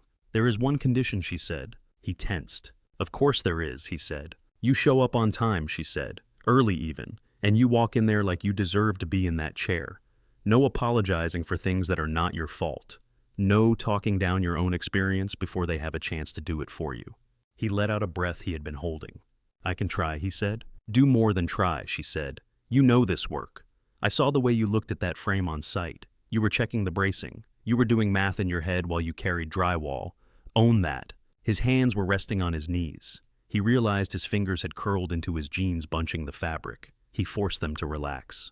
"Thank you," he said. "Now you can thank me," she said. "Go home, study, sleep, or whatever it is you need to do to get your brain where it needs to be." He stood. "You do not want to hear more about my mother's opinions?" he asked with a thin attempt at humor. "I suspect they are loud," she said, "and complicated. Save that story for after you get the job." He tucked the printed email into his folder carefully. "If I get it," he said. When she replied automatically, then shook her head. "Sorry. Habit. I run a company. I am supposed to sound confident." He did not trust his voice enough to answer, so he just nodded. As he walked out, the assistant at the desk gave him a small, curious smile. In the elevator, his reflection looked slightly different. The same clothes, the same lines around his eyes, but something in the set of his shoulders had shifted. On the street outside, the city noise felt sharper. Car horns, footsteps, a bike bell, the smell of roasted coffee from a nearby cart. He made it back to Aurora just in time to pick Mia up from school. She came running out, paper in hand. "I got a sticker," she announced, waving a star-shaped sticker on a worksheet. "For neat writing." "That is more than I got today," he said. "Did you build more of the big building?" she asked. "Kind of," he said. At home after dinner and dishes when she had gone to bed, and the apartment was quiet, he sat at the table with his laptop open. The light from the screen washed his face in a pale glow. He pulled up old files, notes from exams, project reports, diagrams of load paths and stress curves. Terms he had not said out loud in months swam back into focus. His phone buzzed on the table. His mother's name lit up the screen. He stared at it for a moment, then answered. "How was work?" Carol asked. "Busy," he said. "Still carrying wood?" she asked. "For now," he said. "I have another interview on Friday, at Kelso again." Silence, then a small, disbelieving sound. "They are giving you another chance," she said. Someone put in a word, he said. "I am going. I do not want you to get your hopes up," she said. "You know how these things can go. I cannot watch you crash again." He closed his eyes. "I need to try," he said. "I am just trying to protect you," she said. "You cannot afford another failure. Mia cannot either." He opened his eyes and looked at the bridge, drawing on the fridge at the stacked lines of color. "I know," he said. "I will call you after it is done." He ended the call before she could answer. The apartment felt suddenly very quiet. The only sound was the ticking of the clock and the soft whir of the refrigerator. He turned back to the laptop. His hand settled on the mouse, the skin on his palm rough against the plastic. One problem at a time, he told himself. One span at a time. He clicked open another set of notes and began to read the words and numbers slowly snapping back into place in his mind as the night stretched around him. Friday morning felt too bright. The sky over Aurora was a clean blue, as if the weather had decided to cooperate just to remove one excuse. Ethan stood in front of the mirror with his suit jacket on and his father's tie draped over his shoulders, ends hanging loose. He picked up the tie, then set it back down on the counter. The memory of Kelso's lobby and the way the fabric had felt tight against his throat flickered in his mind. He took a breath and folded the tie, carefully sliding it into the drawer. The collar of his shirt lay open at his neck. He buttoned it to the top and looked at himself. It was not perfect, but he looked like someone who knew where he needed to be. In the kitchen, Mia chewed on a piece of toast, feet kicking under the chair. "You look like your interview again," she said. "Round 2, he said. "Is it the same place?" she asked. "Same building," he said. "Different day." "Are they nicer on second chances?" she asked. "We are going to find out," he said. He packed her lunch double, checking the zipper on her backpack. It snagged halfway as it always did, but he worked it back and forth until it closed. When they reached the school, she lingered by the entrance instead of running straight in. Kids streamed around them, chatter and backpack straps and shoelaces. "Can you come pick me up yourself today?" she asked. "I will try," he said. "If the interview goes long, Mrs. Harris might grab you." "That is okay," she said. She studied his face for a second. "You will call me if it is good news." "I will come to tell you," he said. She nodded, satisfied. Then she stood on tiptoe and pressed her hand against his chest, right where his heart was. "Do not be scared," she said. He put his hand over hers. "I am working on it," he said. She pulled away and ran through the doors, turning once to wave, before she disappeared into the bright hallway. On the drive into the city, the highway felt like a different road. Traffic moved steady and normal. No jams, no flashing lights, no surprise detours. Ethan checked the clock every 10 minutes anyway, waiting for some twist. Nothing came. He parked in the same garage near Kelso Dynamics. The concrete ramp echoed under his tires. When he stepped out of the car, the air felt cooler than it had that first day, though. The building was the same chunk of glass and stone. This time he was 15 minutes early. The receptionist looked up as he entered the lobby. Her expression flickered with recognition. "Good morning," she said. "Can I help you?" "Ethan Cole," he said.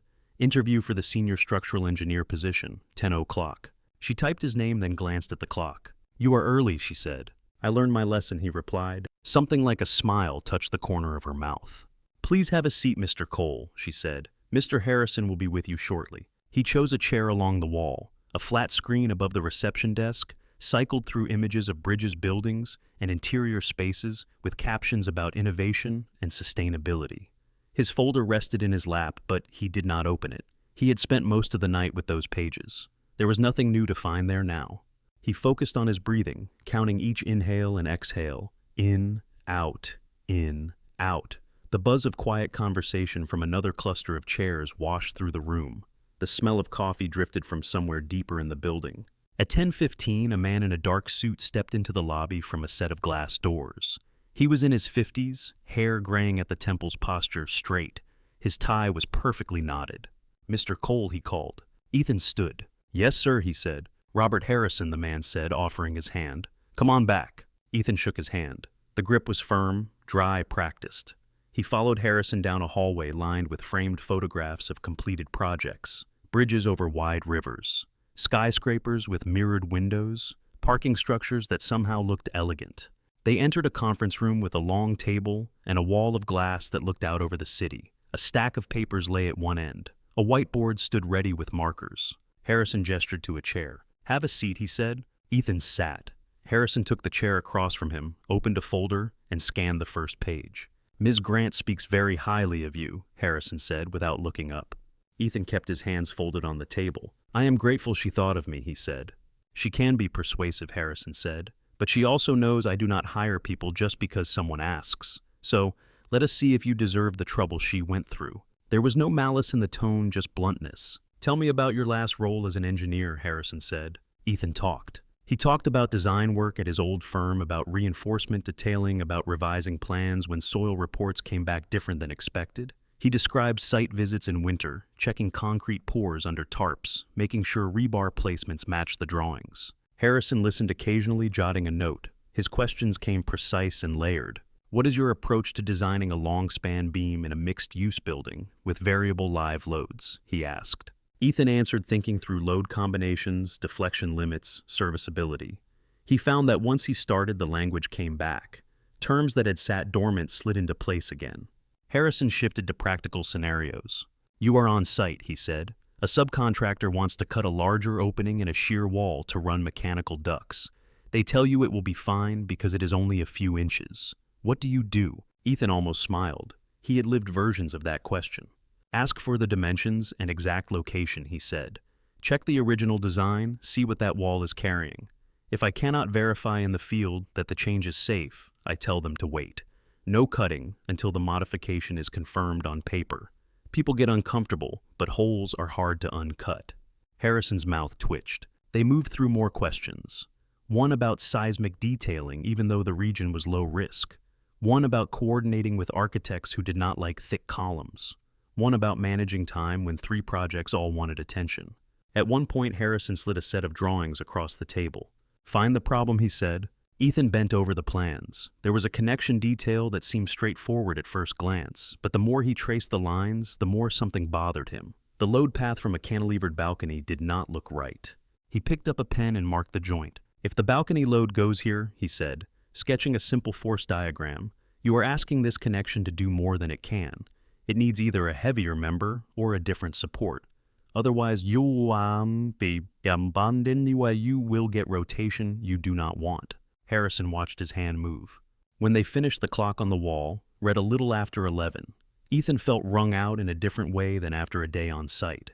His brain hummed. Harrison closed the folder. "All right," he said. "I appreciate your honesty about your gap in employment. Ms. Grant filled in some of the context there, but I wanted to hear it from you." Ethan inclined his head. "I did not handle that period well," he said.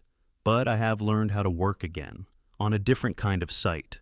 "Your experience as labor on the Grant project is not a negative in my book," Harrison said. "If anything, engineers who have carried drywall tend to draw better details." Ethan let out a small breath he had been holding. Harrison stood and extended his hand again. "We will be in touch," he said. "Thank you for the opportunity," Ethan said. As he left the room, the hallway seemed brighter than when he had walked in. He did not know if he had passed some invisible threshold, but he knew he had said everything he could say. Outside, the air had warmed. He sat in his car in the garage for a few minutes before starting it, hands resting lightly on the wheel, eyes closed. He drove back to Aurora, the route familiar now. The noise of the highway wrapped around the car. His phone stayed silent on the passenger seat. At the school, Mia spotted him from the front doors and ran out braid swinging. "You came yourself," she said, sounding pleased. "I did," he said. "How was it?" she asked, walking beside him, with exaggeratedly long steps to match his. "I answered their questions," he said. "All of them this time." "Did they like you?" she asked. "I think they liked that I knew which walls not to cut," he said. She seemed to accept that as success. Days passed. He went back to the high-rise site, back to hauling materials and setting up bracing, back to Ray's dry jokes and Luis's loud laughter. No one asked about the interview, but Ray gave him a single nod one morning that felt like a question. Ethan nodded back, which felt like an answer. On Wednesday afternoon, just before lunch, his phone vibrated in his pocket, while he was on the third floor stacking lengths of metal track. He almost ignored it, expecting another spam call, but something about the insistent buzz made him pull it out.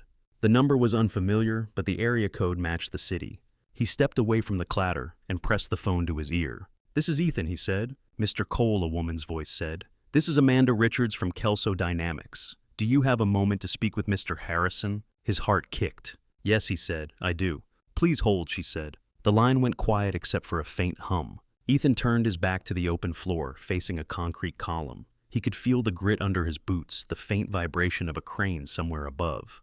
After a few seconds, another voice came on. "Mr. Cole," Harrison said. "Thank you for taking the call." "Of course," Ethan said. He tried to keep his voice steady. "We have had a chance to review your interview and your references," Harrison said.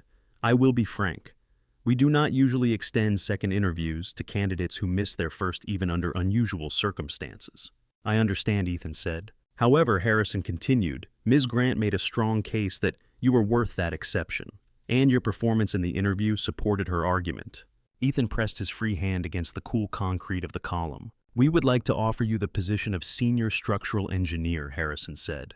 "Starting salary will be $85,000 per year with standard benefits and a sign-on bonus. Are you interested in accepting that offer?" For a moment, Ethan could not find his voice. The words existed in his ear, but they refused to connect to anything. Then his mouth caught up. "Yes," he said. "Yes, I am." "Good," Harrison said. "We will send you the formal offer and paperwork this afternoon. Our HR department will walk you through the details. Tentative start date in 2 weeks, if that works for you." "That works," Ethan said. "In my mind it's here. Welcome to Kelso Dynamics, Mr. Cole." "De Cole," Harrison said. "We bandidurm." "Thank you," Ethan said. The line clicked as the call ended. He lowered the phone slowly. The sight sounds crept back in. A hammer striking metal. A worker calling for someone to watch a load. The beep of a reversing truck. Luis walked over, squinting. "You look like you saw a ghost," Luis said. Ethan turned to him. He felt something unfamiliar lift in his chest, light and startling. "I got the job," he said. Luis blinked, then grinned wide. "No way," he said. "Way," Ethan said. Ray, hearing the commotion, wandered closer. "What is all the noise?" Ray asked. "Engineer man is going back to the office," Luis said. "Kelso hired him." Ray's eyes settled on Ethan. For a second, something like pride flashed there. "About time someone noticed you know what you are talking about," Ray said. "When do you start?" 2 weeks, Ethan said. "Then we will work you twice as hard until then," Ray said. "Cannot have you slacking just because you are joining the suits." Ethan laughed, the sound feeling strange and good in his own ears. That evening, he picked Mia up from school and took a different turn on the way home. "Where are we going?" she asked, peering out the window. "You will see," he said. They stopped at a small ice cream shop with a faded awning and a neon sign that flickered. Inside, the air smelled of sugar and cold. He let her pick 2 scoops instead of 1. She stood on tiptoe to see over the counter. "Is it somebody's birthday?" she asked as she licked melting chocolate off the side of her cone. "Sort of," he said. They sat at a small metal table, outside the late sun, warm on their faces. "I got the job," he said. She stopped mid-lick. "The big one?" she asked. "Yeah," he said. "The big one, at Kelso." Her grin spread slow and bright. "Does that mean you build real bridges again?" she asked. "It means I get to help," he said. "From a different angle. We will still get dirt on our shoes sometimes." She swung her legs under the chair and leaned over to press her shoulder against his. "Grandma is going to be so happy," she said. He thought of the call he would make later, of the shift in his mother's voice when he told her. Yeah, he said. I think she will. They sat there, cones in hand, watching cars move along the street, the day sliding into evening one small, ordinary moment at a time. 2 weeks went by faster than Ethan expected. On his last day at the high-rise site, the morning air was crisp and bright. The building had grown since his first shift there. More floors framed out, more beams locked in place, more of the shape that only he seemed to see fully when he looked up. Ray called everyone over at lunch break. The crew gathered near the trailer, hard hats, tilted back gloves tucked into belts. Ray held a plain white envelope in one hand. Before our resident almost former engineer runs off to the land of climate control and swivel chairs, Ray said the guys wanted to say something. He handed Ethan the envelope. Inside was a folded card with a cartoon of a construction worker on the front and signatures crammed into every available space inside. Tucked behind the card was a small stack of bills, 20s, 10s, a couple of 5s. You did not have to do this, Ethan said, the words coming out rougher than he intended. Louise shrugged. You carried the heavy stuff without whining, Louise said. That is worth at least $20. A ripple of laughter went through the group. Ray scratched his jaw. You showed up, Ray said. You did not act like you were too good for any of it, even when it was obvious you knew more than half the people giving orders. That matters. Ethan swallowed. Thank you, he said. All of you. Just remember us when you are designing things that fall on people's heads, Mark said. I will try very hard to avoid that, Ethan replied. They went back to work, but something in the way they moved around him had shifted. There was a little extra space made for him at the end of the day when he put his vest and hard hat into his bag for the last time. The following Monday, he walked into Kelso Dynamics as an employee, not a visitor. HR handed him a badge with his name printed under the company logo. Ethan clipped it to his belt and followed a coordinator to a cubicle on the 4th floor. This will be you for now, she said. Computer is set up. Email login is on that sticky note. He sat down. The chair spun a little under him, the fabric new and scratch-free. A widescreen monitor stared back from a clean desk. The view was not dramatic, just a slice of another building and a bit of sky. But the steady hum of air vents and the faint tapping of keyboards nearby wrapped around him in a way that felt strangely comforting.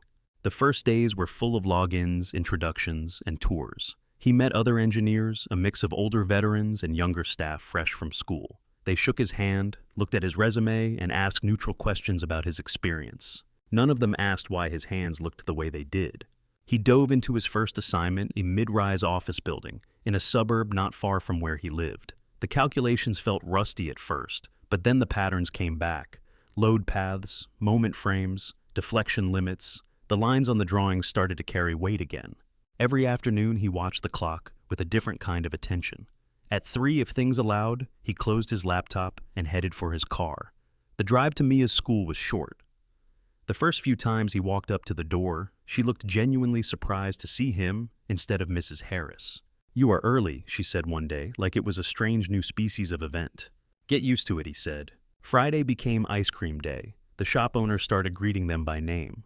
A month later, he signed a lease for a different apartment. It was not fancy, but it was in a quieter neighborhood, closer to the school with cleaner hallways and a small balcony off the living room. The building stood across from a park with a little pond and a footbridge. On moving day, they carried boxes up 2 flights of stairs. Mia insisted on taking the lamp shaped like a rocket herself. Her new room had a window that looked out over the park. She stood with her hands on the sill, watching kids chase each other near the swings, the footbridge arching gently over the water.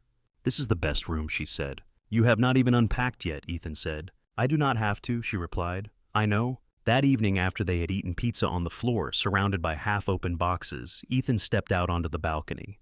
The air carried the smell of cut grass and distant traffic. He pulled out his phone and scrolled to his mother's number. She answered on the second ring. Hi, she said. How did the move go? Boxes everywhere, he said. But we are in. It is nice, Mom. Mia loves it. I wish I could have helped, she said. You can come see it, he said. Once we figure out where we put everything. There was a pause. I would like that, she said. He hesitated, then added, I started at Kelso 3 weeks ago. I know, she said. Olivia Grant sent me an email. He blinked. She did what he asked. She reached out, Carol said. Somehow she found my address. She wanted to tell me she had met the man you are at work. Ethan let out a short breath. That sounds like her, he said. She said you were good, Carol said. Not nice, not kind, good, at what you do. Her voice wobbled slightly. I am proud of you, Ethan, she said. I should have said that before someone else had to say it first. He stared out at the park, at the bridge lit by the last light of the day. It helps hearing it now, he said. A few weeks later, Carol came to visit.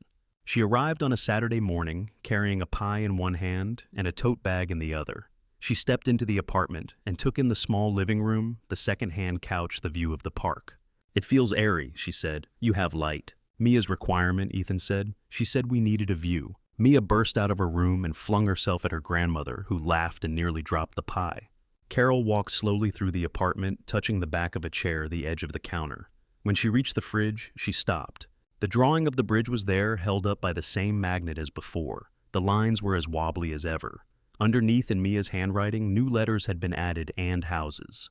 Carol rested her fingers on the paper.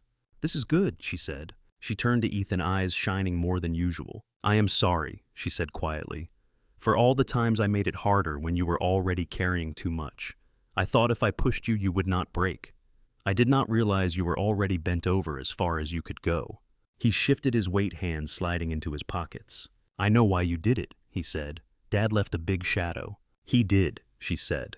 But you are not supposed to live entirely inside it. You are allowed to be your own person, your own father. Mia came back in then, tugging on Carol's sleeve, demanding to show her the park. The heaviness in the room eased. They walked over together. Ethan watched from the bridge as Mia pointed out every swing, every tree that she had decided had a name. That evening, after Carol had gone back to her hotel and Mia had fallen asleep clutching a new stuffed animal Grandma had insisted on buying, Ethan's phone buzzed. It was a text from a number he now recognized instantly.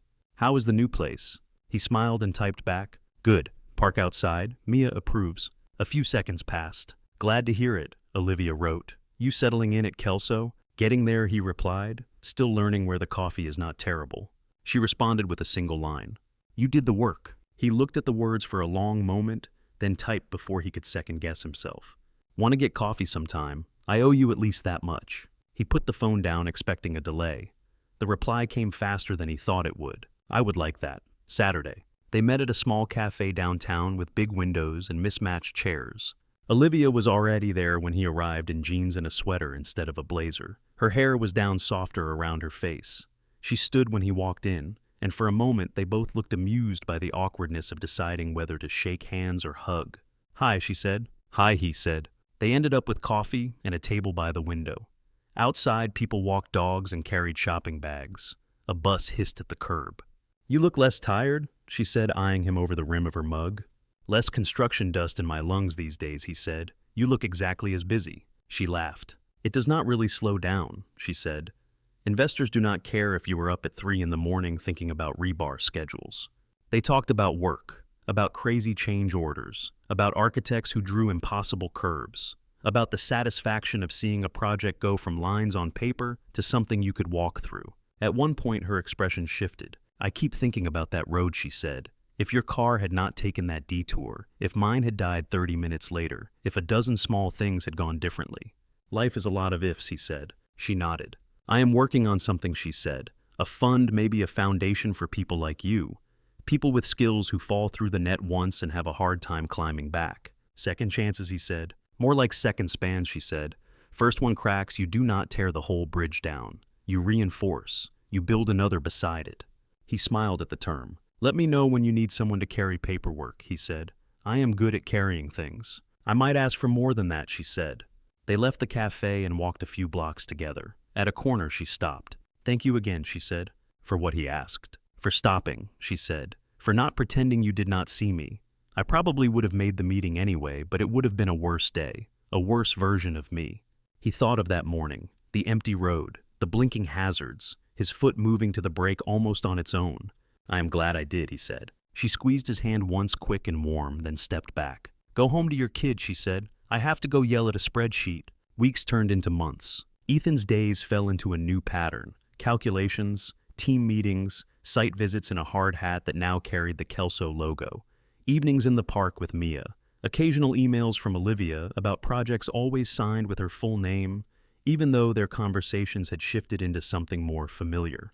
One Saturday afternoon, the park below their balcony was full of sunlight. Kids ran along the path. Dogs barked near the trees. The footbridge over the pond reflected on the still surface of the water. Ethan sat on a swing while Mia pumped her legs on the one next to him. Higher, she said. You are going to kick that cloud, he said. She laughed and leaned back, hair streaming behind her. After a while, she let the swing slow, dragging her feet in the bark dust. She sat quiet for a moment, watching a duck glide across the pond. "Dad," she said. "Yeah, in incendi." He answered, "If ticket word, bestozile, bailey bistirupsi."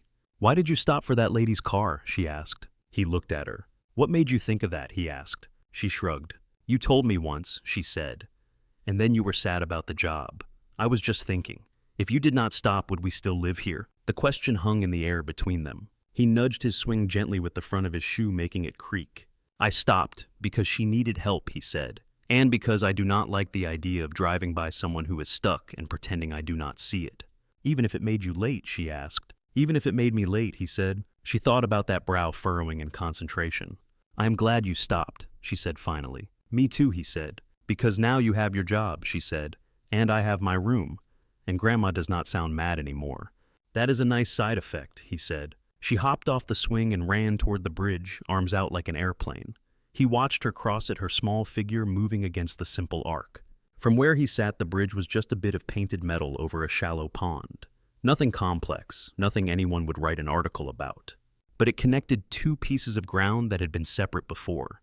It let kids run from one side of the park to the other without thinking about mud or distance. It made their Saturdays feel larger. He stood and walked over, resting his hand on the cool railing, as Mia leaned over to look at her reflection in the water. His palm, rough from work, old and new, fit easily around the metal. Mia straightened and slipped her hand into his. They walked back across together, the boards of the bridge knocking softly under their steps, the late afternoon light stretching their shadows out in front of them as they made their way home. Thank you so much for listening to today's story. If this story resonated with you or made you reflect, I'd love to hear your thoughts, so feel free to share them in the comments below. And don't forget to like, subscribe, and hit the notification bell so you won't miss the next story.